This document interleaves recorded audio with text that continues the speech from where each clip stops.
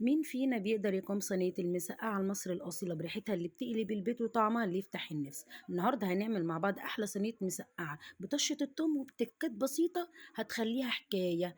أنا كان معايا حوالي كيلو ونص بتنجان، قطعته شرايح تخينة مش رفيعة عشان ما تتهريش. وكان معايا شوية فلفل حراق على بارد، وكان معايا بطاطساية واحدة.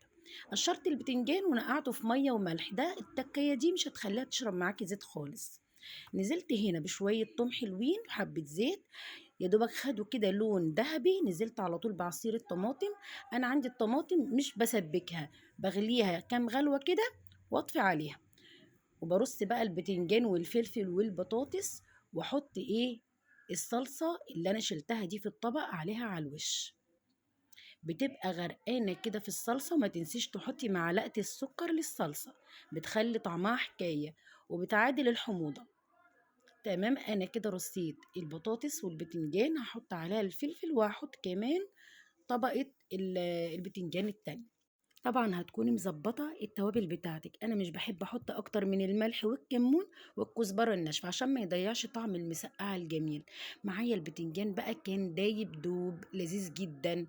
هنزل هنا بكمية الصلصة اللي انا كنت شايلاها على الوش، بس كده، وهحطها على النار، هتاخد لها غلوتين، وهوطي النار خالص عليها، مش هحط ميه خالص لغايه ما تتسبك كده مع بعضها، وبتبقى تحفه.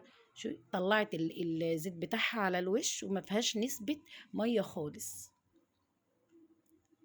عايزه تحطيها بقى في الفرن تحت الشوايه شويه حطيها، انا استكفيت بكده. شويه مسقعه بقى زي السكر، شويه مسقعه قمر قمر قمر. جربوا طريقتي وقولوا لي ايه رايكم في الكومنتات.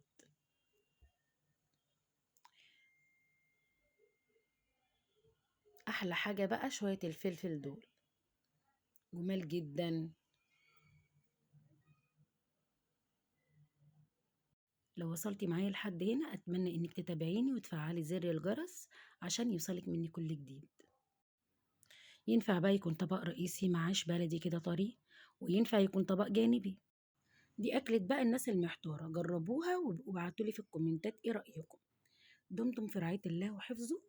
السلام عليكم ورحمة الله وبركاته.